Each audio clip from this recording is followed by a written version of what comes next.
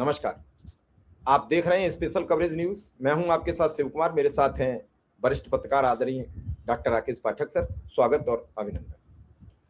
आज एक बड़ी खबर सामने आई कि ज्ञानेश कुमार को कोई तो सवाल करने वाला मिला।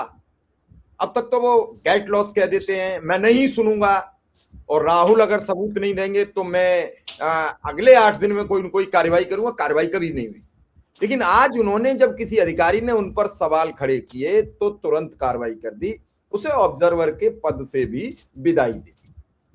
आखिर बंगाल में इतनी तेजी क्यों है, बाकी कहीं नहीं? कल जो मुंबई हाई कोर्ट ने कहा कि गोवा में आप चुनाव कैसे करा सकते हैं, इतनी लताड़ लगाई और चुनाव पोस्टपोन्ड करा दिया, रोक दिया गया।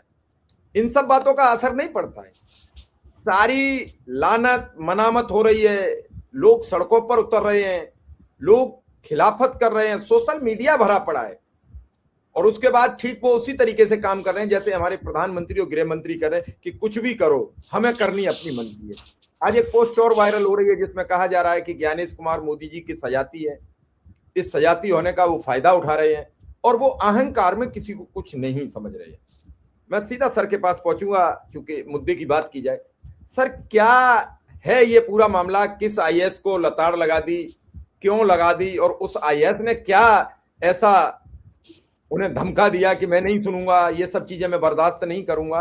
क्या है पूरा मामला? देखिए, सबसे पहले तो उत्तर प्रदेश के वो जो आईएएस अधिकारी हैं, अनुराग यादव नाम है उनका, मैं उन्हें सैल्यूट करना चाहता हूं। बहुत दिनों बाद किसी रीढ़ वाले अफसर की किसी बात को लेकर पूरे देश में चर्चा हो रही है, वरना तो पिछले 10-12 सालों से ये जो प्रीमियर सर्विस है, हमारे देश की सबसे बड़ी सेवाएं हैं, सबसे प्रतिष्ठित सेवाएं हैं, आईएएस, आईपीएस, आईएफएस, उनकी जैसी दुर्गति हुई है वैसी तो आजाद भारत में कभी नहीं हुई थी।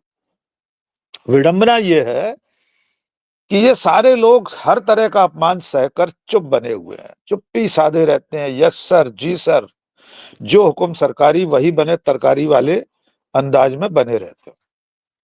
तो बहुत दिनों बाद किसी अफसर ने अपनी रीढ़ का प्रदर्शन किया है, अपना हौसला दिखाया है, अपने स्वाभिमान, अपनी ठसक को, अपनी स्वायत्तता को भी दिखाया है कि हम सरकारी अफसर हैं, न तो किसी नेता के गुलाम है, न ही अपने किसी सीनियर ऑफिसर के गुलाम।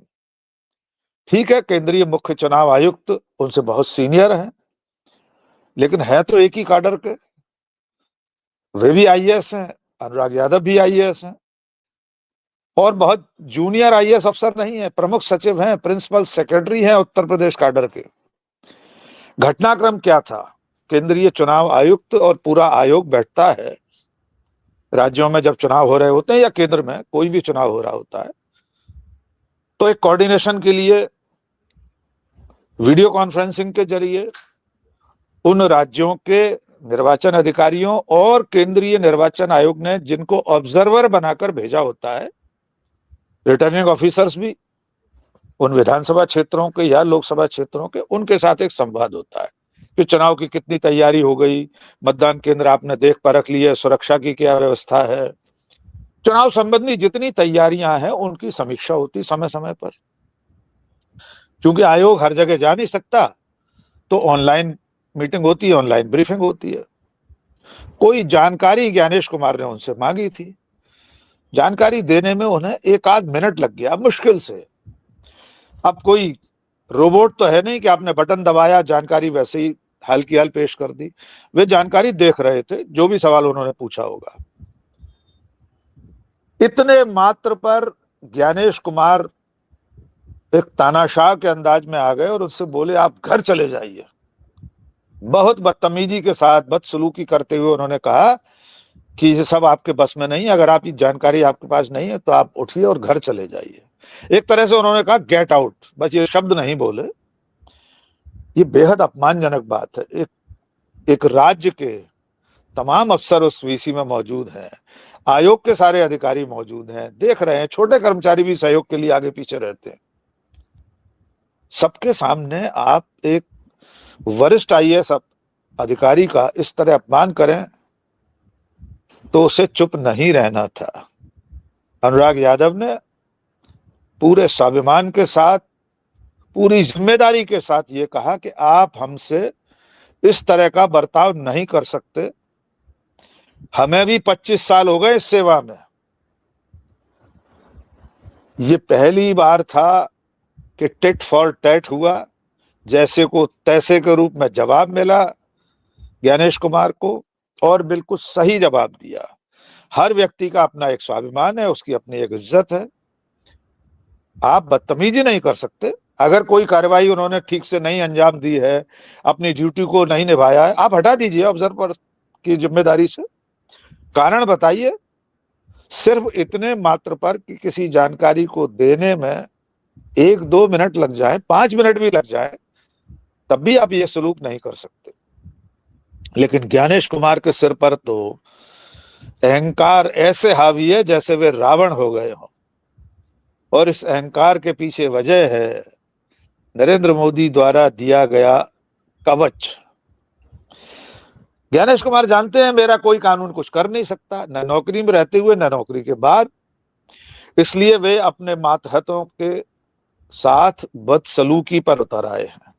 और ये बदसलूकी उनकी सिर्फ नौकरशाही अपने अधिकारियों, अपने कर्मचारियों के साथ नहीं है, बल्कि अब तो वे राजनीतिक दलों, मान्यता प्राप्त राजनीतिक दलों, जिनकी राज्यों में सरकारें हैं, जो देश का सबसे बड़ा विपक्ष है, उसके सांसदों के साथ, उन पार्टी के बड़े बड़े नेताओं के साथ भी करने लगे हैं। उसका एक नजारा भी 24 घंटे पहले हम देख चुके हैं, उस पर भी बात करेंगे। लेकिन इस प्रकरण में मुझे ऐसा लगता है कि अनुराग यादव ने कौवा मारकर टांग दिया है चौराहे पर। उन्होंने बता दिया है कि इनसे डरने की जरूरत नहीं है। और आप देखना, धीरे धीरे ऐसी आवाजें उठेंगी, किसी दिन नरेंद्र मोदी के खिलाफ कोई अधिकारी खड़े होकर कह देगा। नेताओं की बदसलूकी भी नौकरशाहों के प्रति बहुत बढ़ गई है। अभी मध्य प्रदेश का एक वीडियो वायरल हो रहा है। केंद्रीय मंत्री ज्योतिरादित्य सिंधिया ने अशोकनगर के कलेक्टर से जिस तरह से बदतमीजी की है, जिस तरह हड़काया है कि मान लो किसी बहुत छोटे कर्मचारी के साथ व्यवहार कर रहे हो। लेकिन मैं बहुत साफ कर दूं, किसी भी कर्मचारी, अधिकारी, यहां तक कि अपने अर्दली के साथ भी, अपने ड्राइवर के साथ भी, अपने पीए या स्टेनो के साथ भी दुर्व्यवहार करने का किसी को भी हक नहीं है। किसी भी वरिष्ठ अधिकारी को अपने मातहत के साथ बदसलूकी करने का अधिकार नहीं है। किसी मंत्री को, किसी सांसद को, मुख्यमंत्री को, प्रधानमंत्री को, किसी को यह अधिकार नहीं है कि वो किसी सरकारी कर्मचारी के साथ बदतमीजी करे। कोई काम छोटा बड़ा नहीं होता। मुख्य चुनाव आयुक्त खुदा नहीं है। एक प्रमुख सचिव के साथ किस तरह का व्यवहार करना चाहिए, इसकी तमीज होना चाहिए। लेकिन ज्ञानेश कुमार एक राष्ट्रीय शर्म का प्रतीक बन चुके हैं।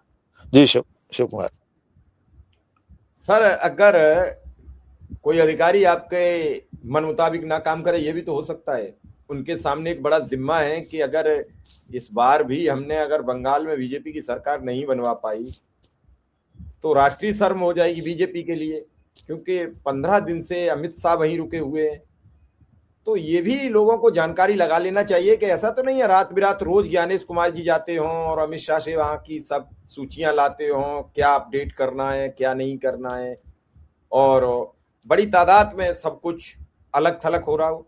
ऐसे में मान लीजिए अनुराग यादव जी ये सवाल कर रहे हो कि जो आप चाहते हो वो हम नहीं कर पाएंगे। ये तो मीडिया में खबर आई है कि ऐसा हुआ, ऐसे ऐसे हुआ। अंदर क्या हुआ, अनुराग जी ने तो अपनी बात बता भी दी। बहुत अधिकारी ऐसे हैं जो आके बाहर बताते भी नहीं कि हम पे कितनी डांट पड़ गई है।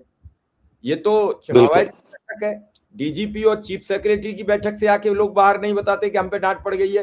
कोई दूसरा साथी बताता है कि फला जिले के डीएम कलेक्टर की बहुत डांट पड़ी है, वो तो नहीं बताते।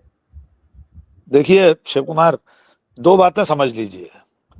किसी भी व्यक्ति को, किसी बात को जितना आप दबाएंगे, एक ना एक दिन वो रबर की गेंद की तरह वापस उछलेगी। नौकरशाही के साथ भी यही हो रहा है। जो टॉप ब्यूरोक्रेट्स हैं, सीनियर मोस्ट अधिकारी हैं, वे अपने मातहतों को बहुत दबा चुके। हर राज्य में ऐसी घटनाएं हो रही हैं। इसी तरह की एक घटना मध्य प्रदेश में भी कल परसों हुई है। मध्य प्रदेश में एक अधिकारी हैं दीपाली रस्तोगी, उन्होंने मध्य प्रदेश के चीफ सेक्रेटरी अनुराग जैन से भरी मीटिंग में कह दिया है कि श्रीमान जी, आपको जमीनी हकीकत नहीं पता है, आप कुछ नहीं जानते। ये बहुत बड़ी बात है। चीफ सेक्रेटरी से उन्होंने कह दिया कि आपको ग्राउंड रियलिटीज का कोई अता पता नहीं है। आशा ये है कि आप मंत्रालय में, वल्लभ भवन में चीफ सेक्रेटरी के अपने कक्ष में बैठे रहते हैं, आपको नहीं पता कि मध्य प्रदेश में जमीनी हकीकत क्या है, किसान कितने बदहाल हैं, कहां नौकरशाही क्या कुछ कर रही है, राजनेताओं का नौकरशाही पर कितना दबाव है, मंत्रियों की बदसलूकियां कितनी बढ़ गई हैं।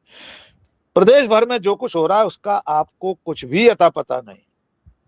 तो ये लगातार 48 घंटे में 2 घटनाएं हैं जहां पर एक चीफ सेक्रेटरी, मध्य प्रदेश का मुखिया, प्रशासनिक प्रमुख, उसे उनकी ही नंबर 2 अधिकारी ने, वो भी एसीएस रैंक की एडिशनल चीफ सेक्रेटरी, उन्होंने कह दिया आपको कुछ नहीं पता कि कहां क्या हो रहा है।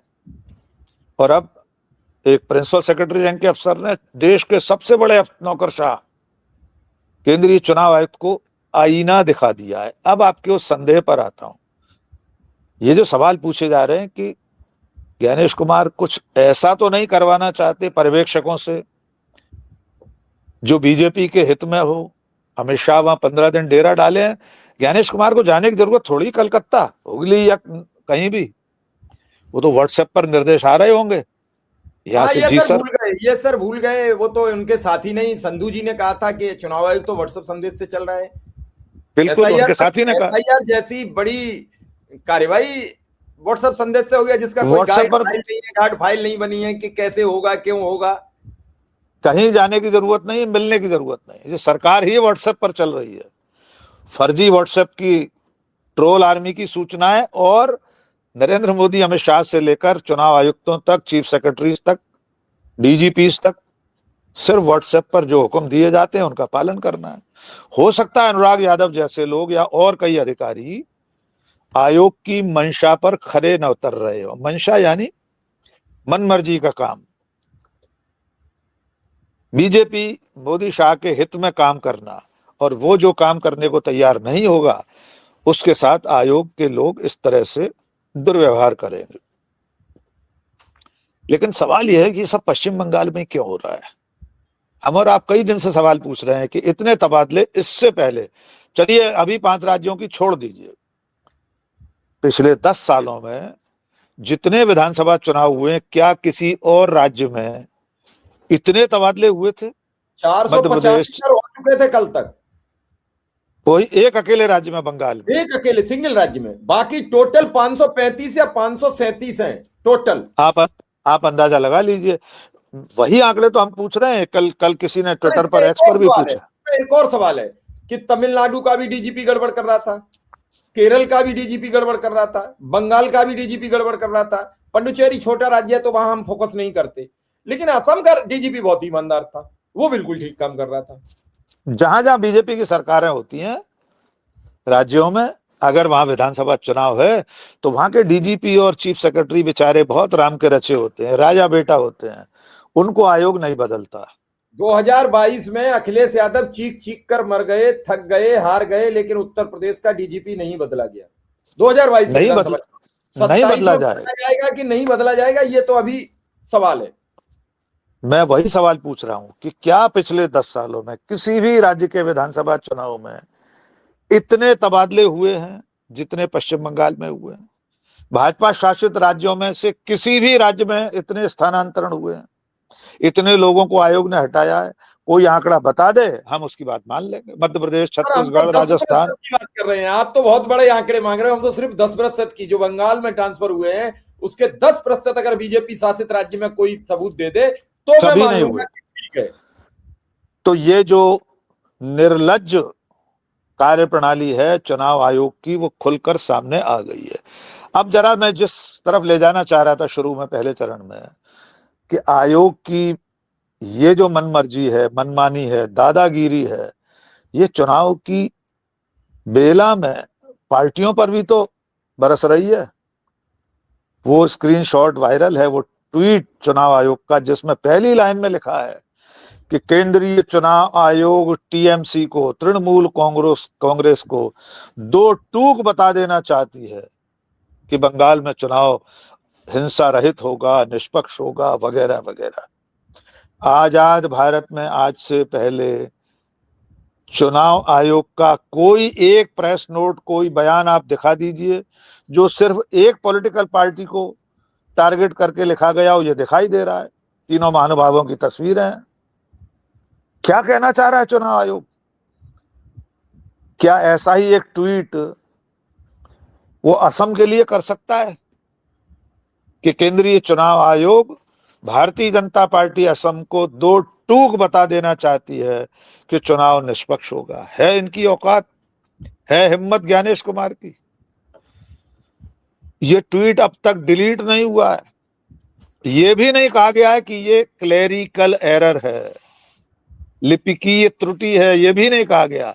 पिछली बार जो बीजेपी की सील लगकर आई थी ना केरल से, भारतीय जनता पार्टी केरल इकाई, सील ठप्पा आयोग के पत्र पर, उसे कह दिया था क्लेरिकल एरर है।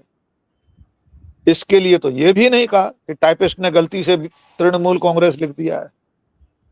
यानी अब केंद्रीय चुनाव आयुक्त तो मुख्य चुनाव आयुक्त ज्ञानेश कुमार भारतीय जनता पार्टी और मोदी शाह के पन्ना प्रमुख की भूमिका में आ गए हैं।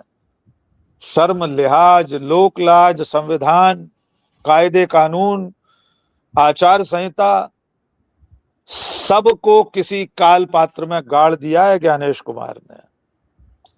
सिर्फ भारतीय जनता पार्टी के मतदान अभिकर्ता, पोलिंग एजेंट की भूमिका में है ज्ञानेश कुमार। लिख लीजिए, मेरी तरफ से देश भर को बता दीजिए, इससे ज्यादा भूमिका नहीं है अब ज्ञानेश कुमार की। बीजेपी के पोलिंग एजेंट हैं ज्ञानेश कुमार, केशव कुमार। सर, एक अंतिम सवाल आपसे पूछूंगा। ऐसे दौर में गोवा का एक विधानसभा उपचुनाव होना था, मुंबई हाईकोर्ट ने खारिज कर दिया।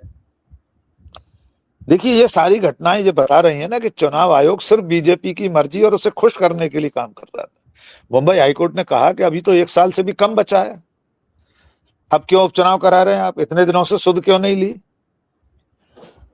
हर दिन सुप्रीम कोर्ट पिछले कई सालों में, यद्यपि सुप्रीम कोर्ट से भी कोई बहुत आशा हम नहीं रखते, लेकिन फिर भी आयोग की कार्यप्रणाली को लेकर, चाहे एसआईआर का मुद्दा हो, एसआईआर में पात्रता का मुद्दा हो, कितनी चीजों में सुप्रीम कोर्ट ने आयोग की खिंचाई की है, लेकिन वे इतनी मोटी खाल वाले हैं, उन्हें कोई फर्क नहीं पड़ता, क्योंकि उनके सिर पर अजैविक अवतार नरेंद्र मोदी का हाथ है।